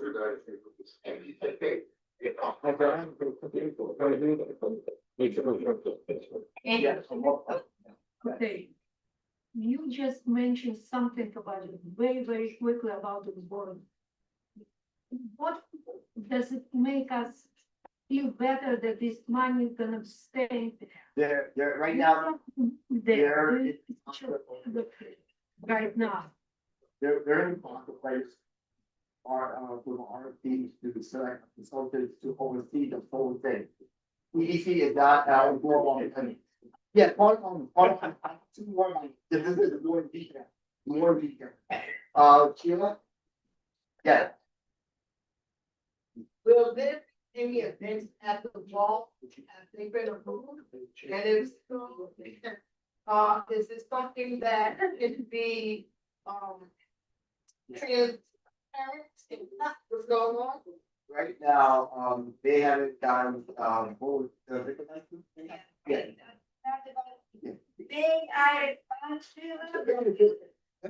Okay, they came to us for a liquor license.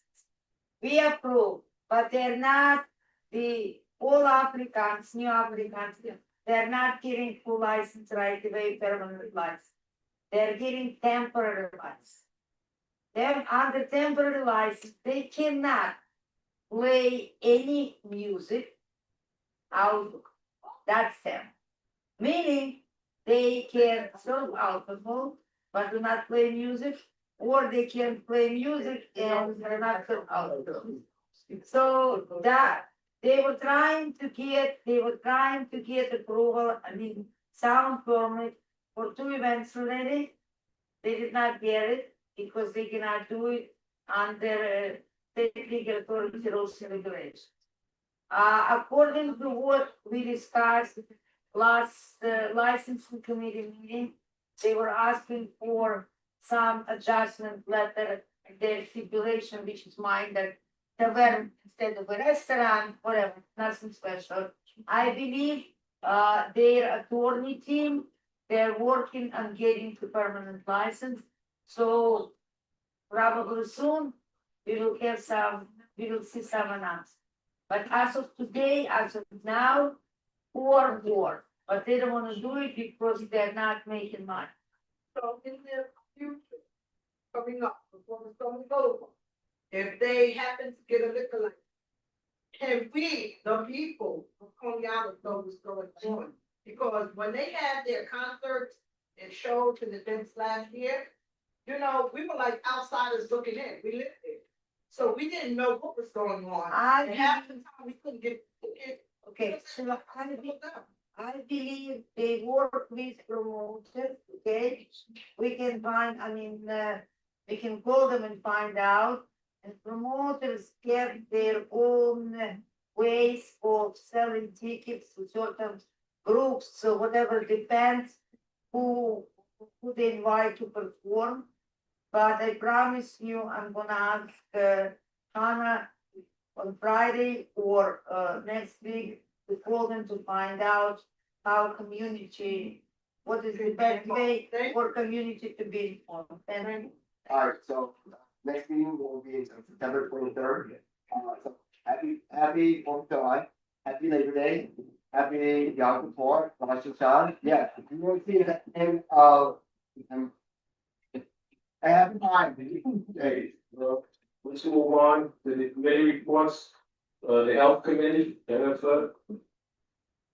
Darlene. The health report. Jennifer.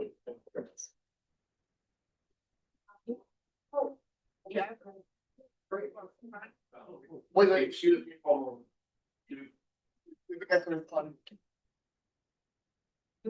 I was silent. Good evening, everyone. We have Central District 34, August 4, 2023. 1243 Surf Avenue between 2 and 5 p.m. We're gonna have free food, drink, and entertainment. City of Water, Saturday, July 25th, 10 a.m. to 2 p.m. Red Day, Sunday, July 26th, and this Sunday. National Community Open House and Project Update. Saturday, July 11th, 12 to 1:30 p.m. On Naomi Eastern Church. This is the one at 2502 Neptune Avenue, right there by the next to the fire department, lunch service.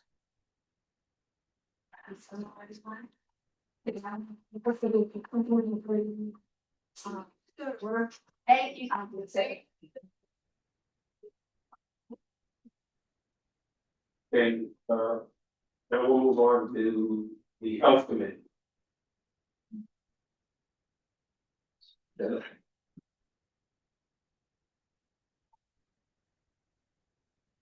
Good night, everyone. We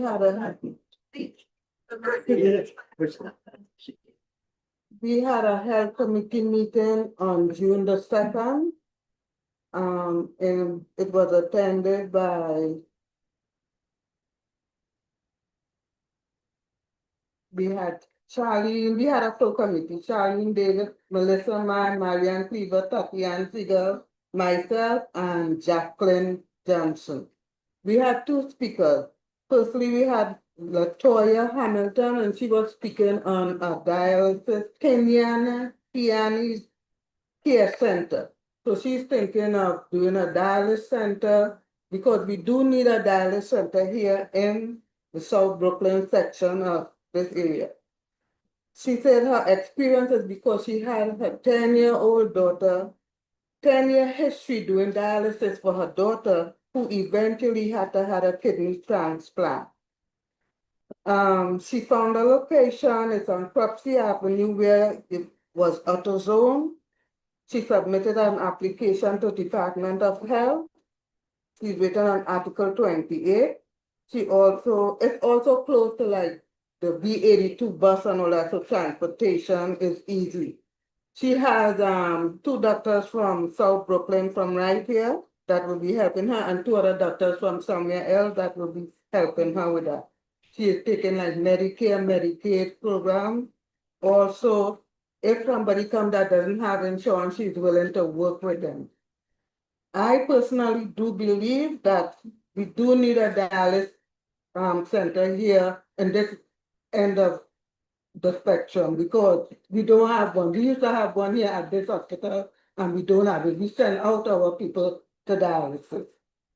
So that was one thing. But she also has to do some more work. It's not like it's going to start right away because she have a lot of steps to get to where she wants. So she wanted to bring it to the community board to hear our opinion and to get some advice on construction and how to go about doing everything. Then we also had the other person from Green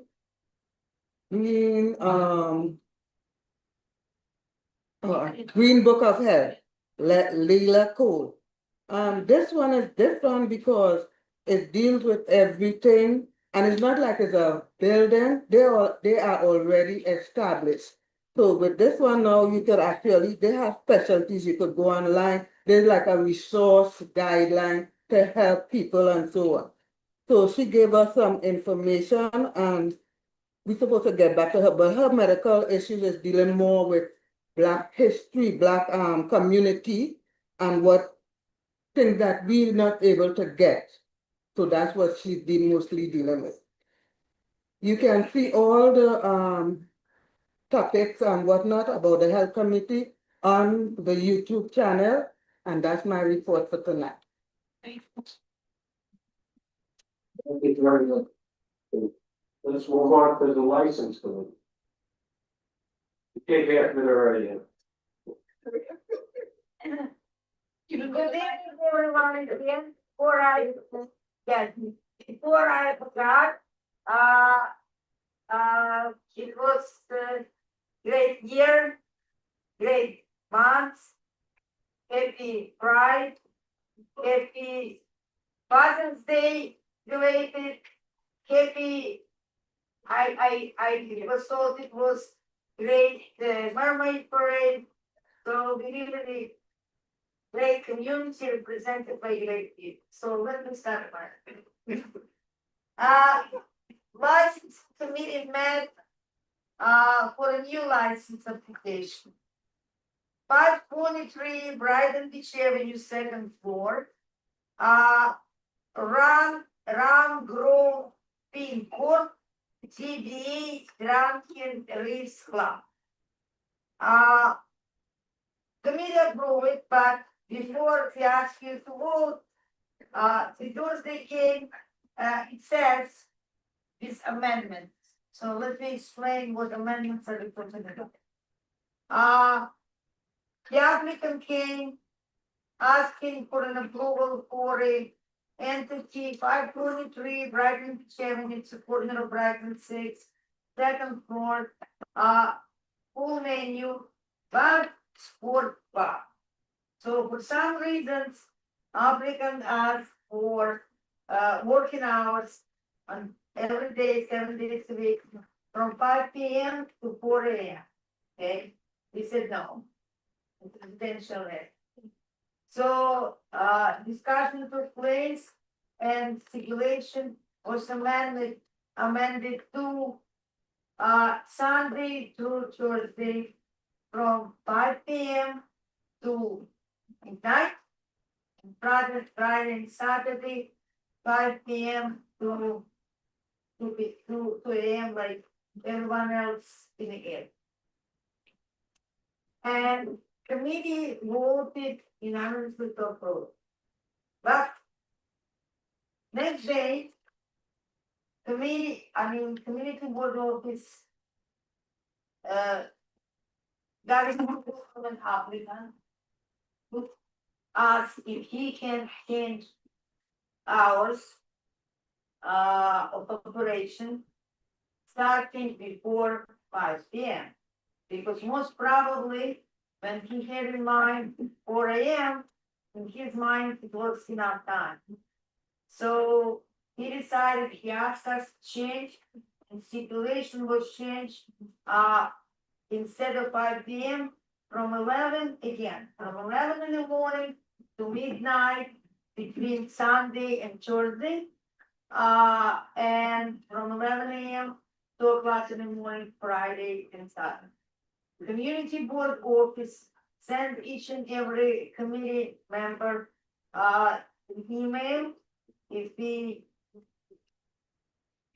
have to come back on the meetings. I don't think so, as a chair, for many reasons, but the main reason because we're gonna be off for 2 months, and it's unfair for such minor change between committee meeting and board. It's unfair to ask visits to wait for 2 or 4 months. So committee getting motion, but because of the change, I believe we need a new motion, anybody? Motion to modify the committee motion just to change the hours, opening hours to 11 AM from 5 PM. Second, Jenny. Okay, so thank you very much again, have a great summer and let's go.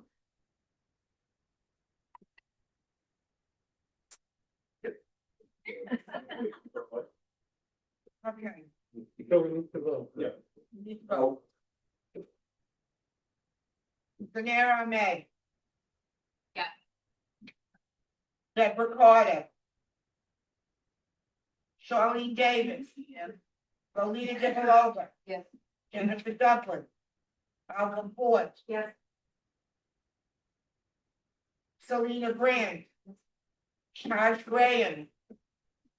Donald Greenberg. Yeah. Barbara Govell. Yes. Jenny Hernandez. Yes. Thomas Hopel. Maxim Huberto.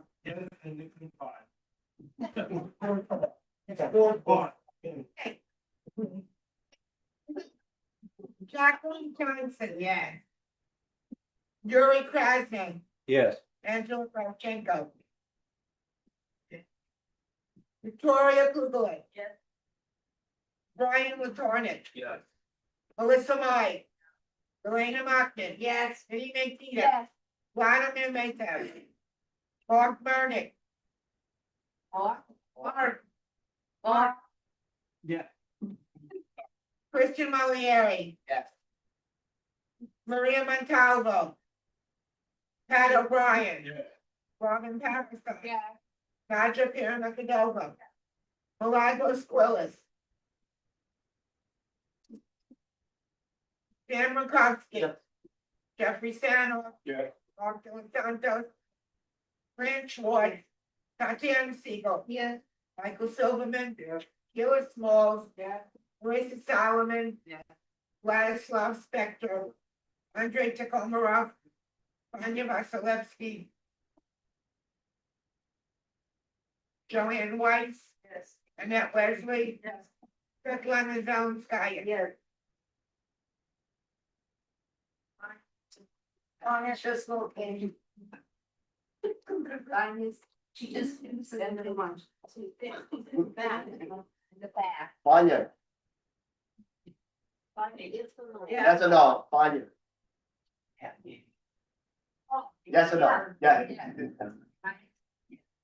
Well, you ready, one? Yes. Good. Yeah.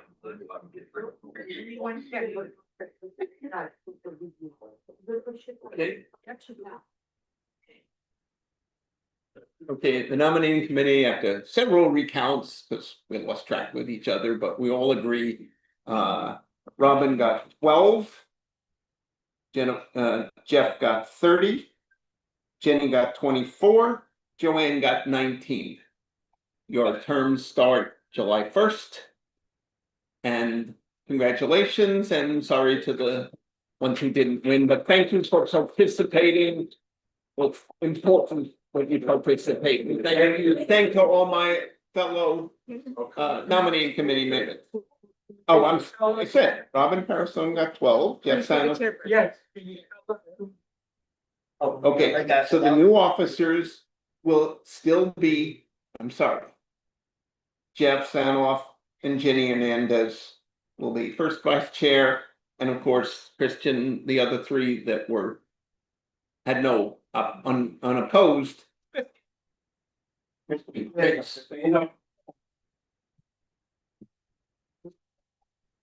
Jennifer Dublin, in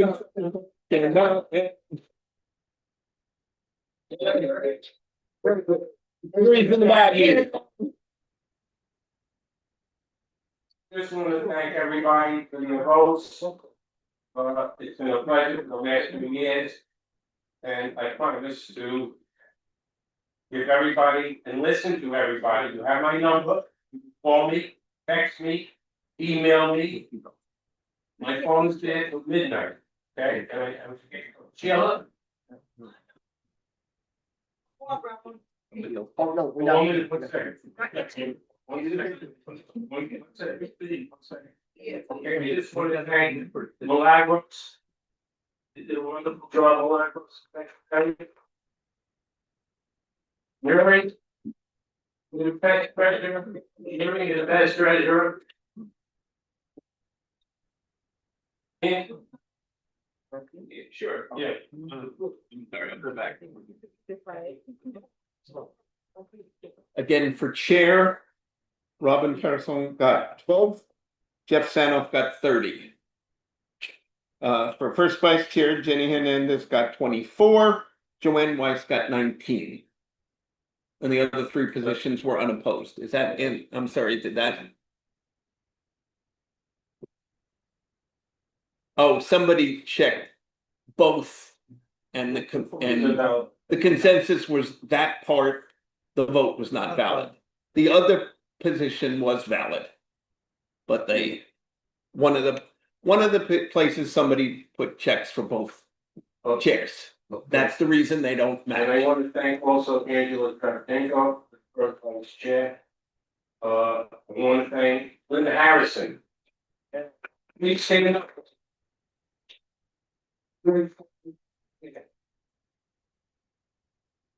Appreciate it all. And spend the first talking to her. So I want to thank Jenny for your absolute understanding of what the position is. And moving up to the first vice chair position, I'm gonna give you more work. Okay, more obligations, and everybody more. Thank you. Robin. And thank you to everyone who voted. Appreciate it. We just gotta tie up any new business. Any old business. Good and welfare, you Shelley, you want to talk? Come on.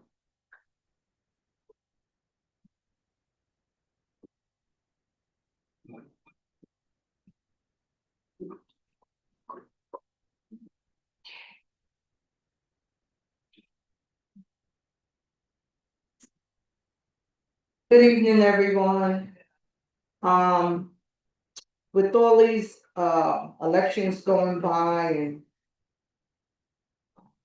everything just happening, I just wanted to just put some thoughts out there. First of all, congratulations, everybody. I hope that you will listen. I hope that you will be respectful. I hope that you would take your time and know that everybody that come out here has something to say. And when people coming out here like myself, coming from work, you know what I'm saying? Thanks for the cake. I needed that, just a little bit. You know what I'm saying? When we're coming out here, we're really not out here for any nonsense. We'd like to get to the meeting, get it done, and not be here all night talking about things that are not really important. Okay, going back and forth with craziness sometimes. So I'm just going to share I know you got me on the timer. I'm going to share a text that I sent to our council person the other day, because I also sent it to our elected officials, but I can't find it and I lost my glasses. So it says, "Hello, I want to thank you for the tickets for my seniors for the senior prom. Some canceled because of the weather and some canceled because they were ill. But the rest of them who went enjoyed it very much. Please tell your employer I would like a meeting with them, and I'd like to meet with her with my team." This is for the new council person, I never met her. Okay, while these little events are pleasing to some, they are a distraction from the real issues at hand. And after the event, the only business that's making money is Garkilos. We need funding back. We need funding blocks. I'm sorry, I really can't see it. We need funding blocks for Mermaid Avenue and a bank that will invest in many entrepreneurs who want to open up a brick and mortar and been trying to for years. I am a living testimony that these things are very hard for us to attain in Coney Island. I'm very upset, and when the lady came up and talked about us saying no to the casino and no to the money that they was offering us, where are we right now? We have nothing. And y'all talking about a bid. Okay, so when this bid comes through, please let them know that there's people like myself that want to interject and be a part and sit at the table to implement the ideas that we need in Coney Island, because right now, all they're doing is building buildings. But you need a place to shop, you need decent food, you need clothes. There's nothing on Mermaid Avenue. I want to cry. I was there, a long time. So now seeing most of the stores closing down, even Sandy's, no sneakers, it's crazy. So we have to do better. And the community board has a big part in this too. Now I've been coming to the community board for over 25 years or maybe more. And y'all have to step up for the West Side as well. Thank you. Well, I just want to say that, according to studies, Mermaid Avenue should be doing much, much better than they are. And I am going to speak to Senators Marcellus Stanton to get the enterprise zone into Mermaid Avenue. I spoke to few people about this, and we're going to have plans to get this done, but we need state money for it. We need Albany money. We need restaurants there. We need shopping there. We need banks there. Okay? Banks.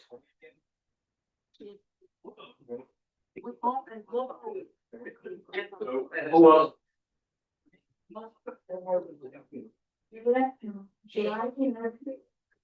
Our church will have our health festival from 1 o'clock to 6 o'clock. Everybody's invited, and our musicians coming. Going out, huh? But it's gonna be, back. I don't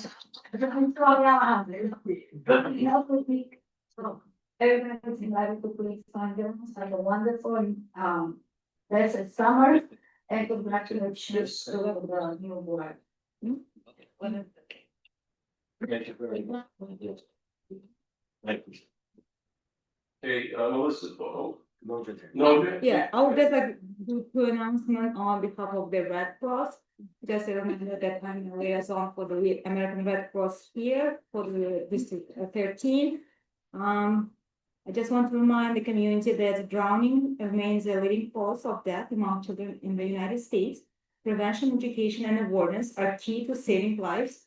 So the American Red Cross Longfellow's Well Tales Water Safety for Children program is on their website. You can visit the website, you can download the guide.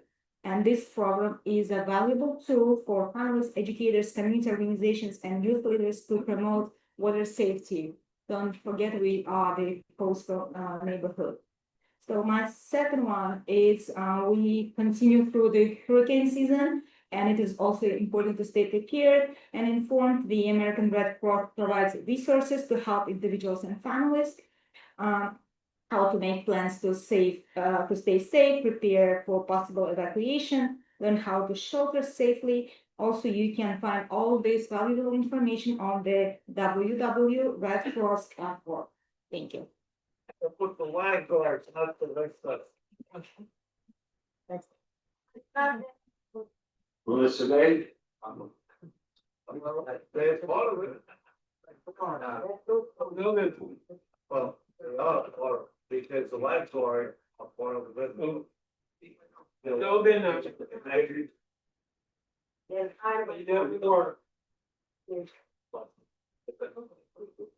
I'm here.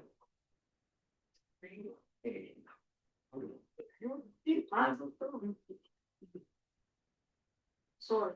Good evening, everyone. Tonight I don't have a special speech, but it's for the celebration. It's about the 250 celebration for America. And I just want to say a little things that I want to thank everyone, and I thank America because I'm a new immigrant since 11 years.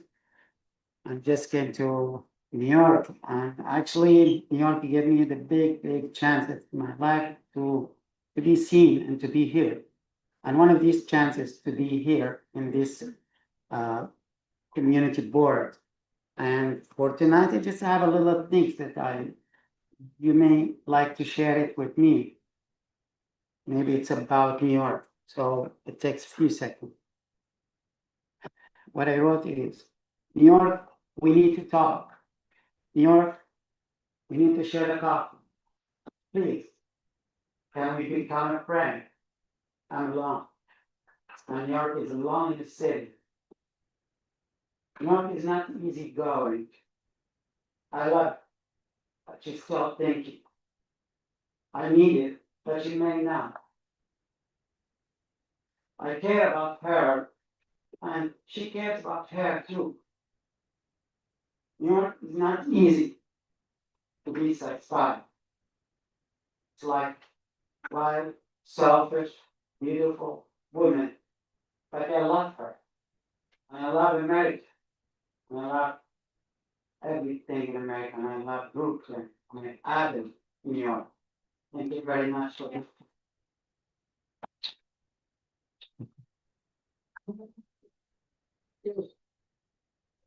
Thank you very much.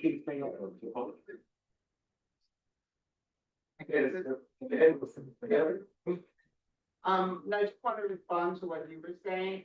Yeah, I hear what you're saying, and yeah, my family's been in Coney Island for generations. I know what Coney Island has lost over the years with this investment, and particularly on the West End. And, yeah, one of the reasons why I was close to the casino is I thought that was going to lead to further disinvestment, particularly where I live over on 12th Street. And you know, I hear, obviously, yeah, there's such a need for supermarkets and bakeries and all the things that we're talking about. But, you know, people open up businesses to make money. And the only way we're gonna get more businesses in Coney Island is if people have more money in their pockets to spend in those stores. And one of the other reasons I was opposed to the casino is that the money they were supposedly offering to the community, when you actually looked at it, was so small compared to the needs of the community. And it was also going to be directed to benefit the needs of the casino rather than the community. And here the casino was offering us 200 million, saying, oh, we're going to give us all these things. So now we say no to the community, you know, and suddenly the city came up with $1 billion. Our boardwalk. So I think what's important for us to do now is to figure out how to get that $1 billion to be spent so that the money ends up in the pockets of the people in Coney Island. And one of the other reasons I opposed to the casino is they were promising all these jobs. But then when you went on to the website for the Carpenters Union, their apprenticeship program took 3 years. So there was nobody in Coney Island that was going to be trained in time to start to take these jobs when they became available now. I'm sorry. Exactly. So how we're going to have this project, this $1 billion being spent in our community over the next few years. How do we put in the systems in place now, the training programs in now, so that the people who live here can get those, can actually get those jobs? And I hope that's something that we can talk about more. How we can. It's not really, no, I'm just saying, what that, because that's, because we, not like that, but now. One thing I would consider, and making sure that that the dollars get spent to actually benefit our community.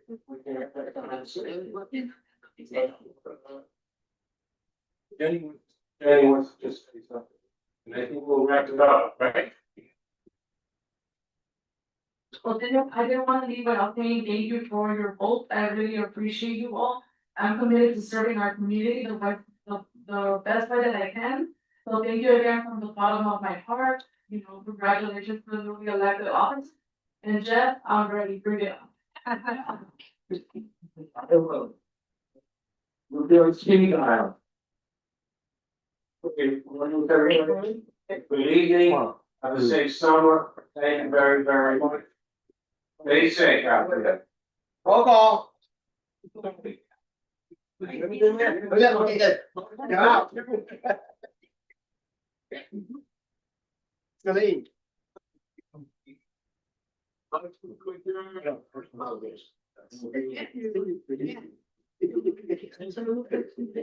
Thanks, Bob.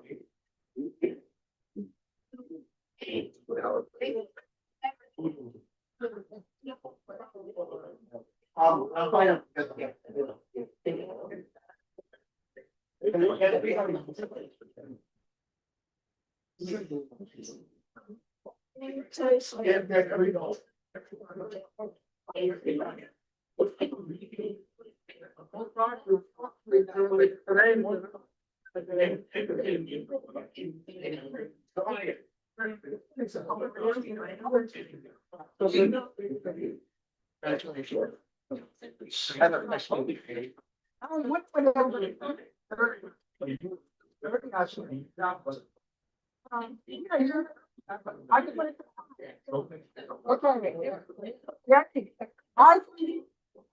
You shocked me. I didn't have some notification.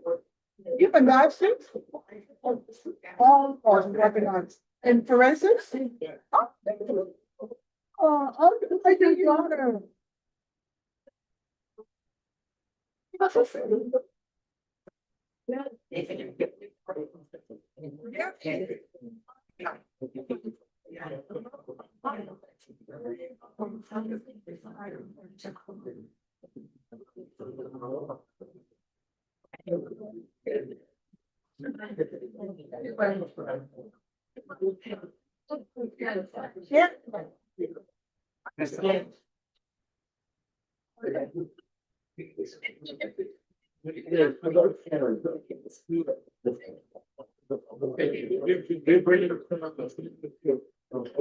Any division, right?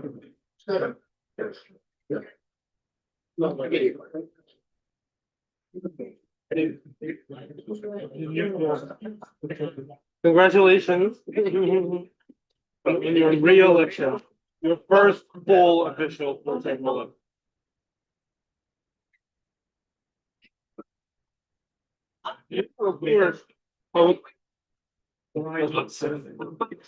Давай. Да, выглядишь хорошо. Еще не на пляж успел сходить, немножко зарыть. Нет, на полчаса. Пока я 12 на полчаса. Ну да, на полчаса через я выбегаю с мало, выбегаю там на бассейн, в основном на бассейн. Тоже бассейн? Да. Вообще? Я люблю на пляж, где я говорю, да, но чистое, я я люблю, поэтому я ездил на план. Сейчас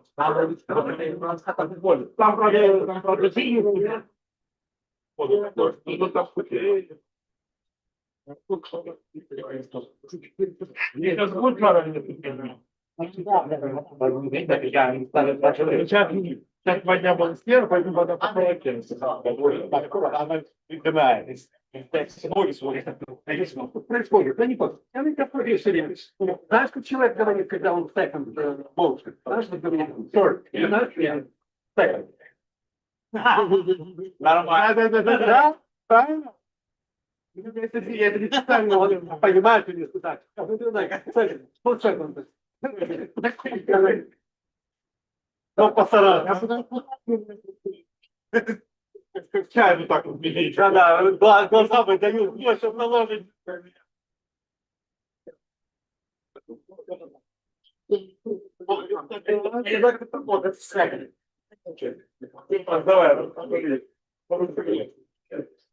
They're taking all out. And take some kids too. and more.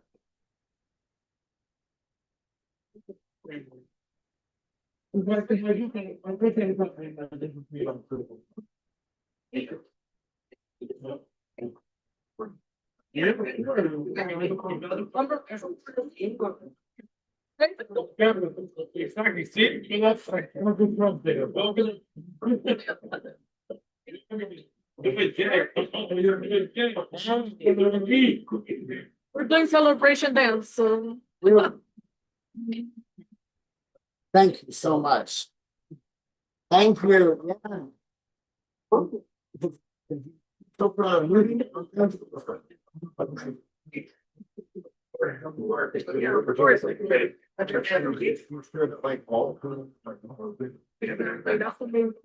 And I love the diversity now. I'm more now, so I'm the gauge fit. Yeah, right now, I guess we're on recess, whatever you want to call it, until September, we're a pause and. I know, we're still.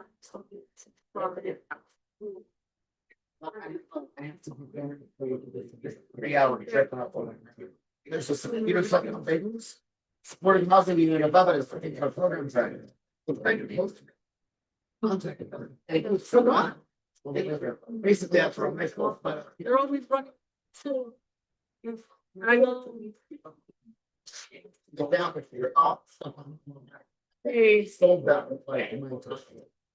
Wish me luck. Yeah.